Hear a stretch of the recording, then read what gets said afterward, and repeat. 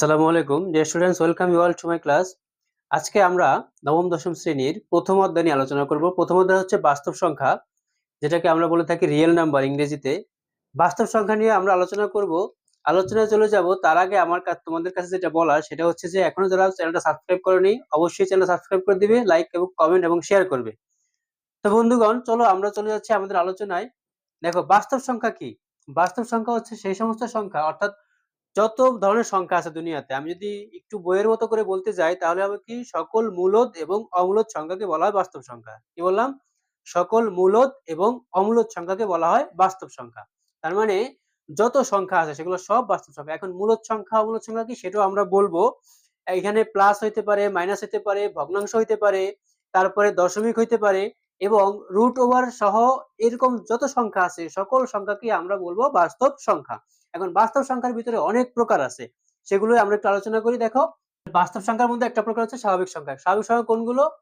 আমরা যদি বলে থাকি একেবারে এক থেকে শুরু করে দুনিয়ার যত সংখ্যা আছে সব হচ্ছে স্বাভাবিক সংখ্যা। কি বললাম?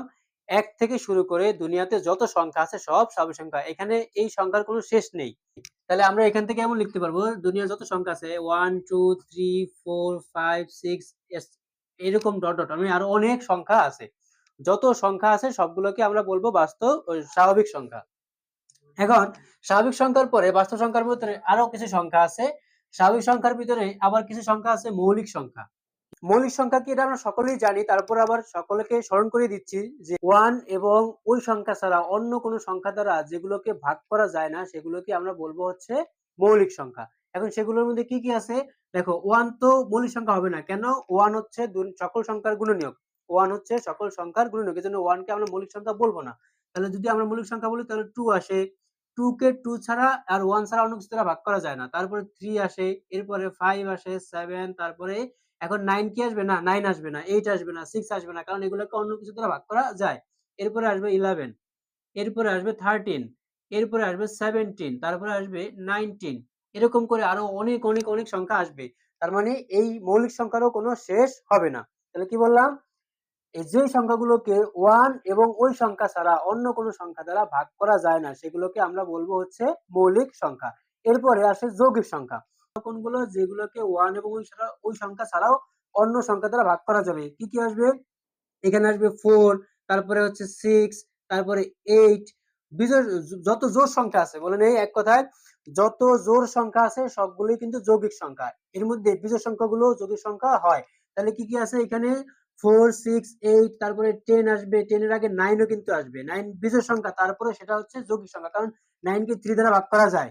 এরপরে টেন আছে, তারপরে টুয়েলভ আছে, এরপরে ফোরটিন আছে, ফিফটিন, এরকম অনেক অনেক অনেক সংখ্যা আছে। তার মানে এগুলো কি, ফিফটিন কেও থ্রি দ্বারা ভাগ করা যায়, তিন পাঁচা 15, আবার পাঁচ দ্বারা ভাগ করা যায়, তিন পাঁচা 15 হয়।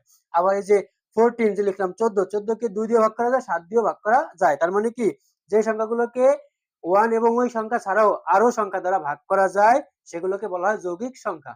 এরপরে আমরা আসি যৌগিক সংখ্যার পরে একটা গুরুত্বপূর্ণ জিনিস আছে এখানে, সহমৌলিক। কোনগুলো? যেমন আমি যদি লিখলাম এখানে সিক্স আর লিখলাম হচ্ছে 35।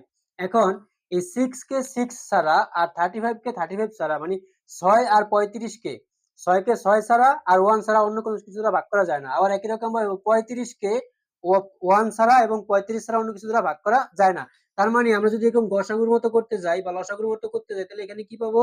যেটা থেকে গসাগু বের করি, ছয় কে ছয় ছাড়া আর ওই ওই সংখ্যা ছাড়া, মানে ছয় কে ছয় ছাড়া আর ওয়ান ছাড়া অন্য কিছু ভাগ করা যায় না। ঠিক একই রকম ভাবে 35 কে 35 ছাড়া আর ওয়ান ছাড়া অন্য কিছু ভাগ করা যায় না।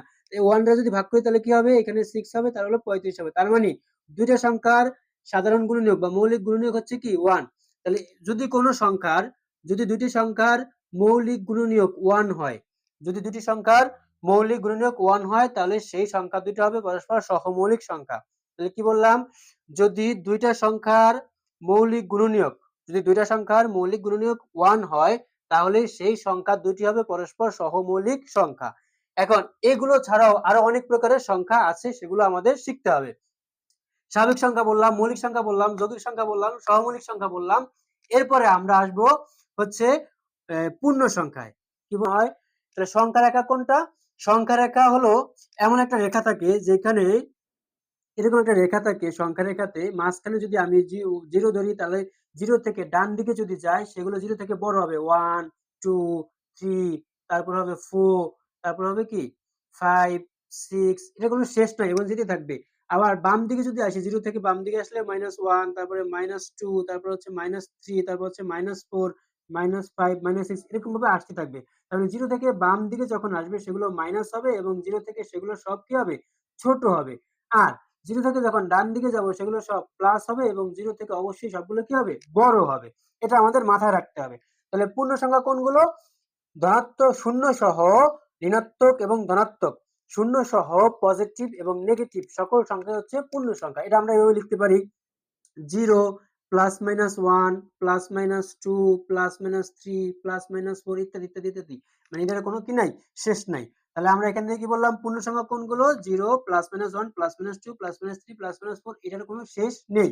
তার মানে শূন্য সহ সকল ধনাত্মক এবং ঋণাত্মক, শূন্য সহ সকল ধনাত্মক এবং ঋণাত্মক সংখ্যাকে বলা হয় পূর্ণ সংখ্যা। এছাড়াও আরো অনেক সংখ্যা আছে, সেগুলো আমাদের অবশ্যই দেখতে হবে এবং আমরা দেখাবো।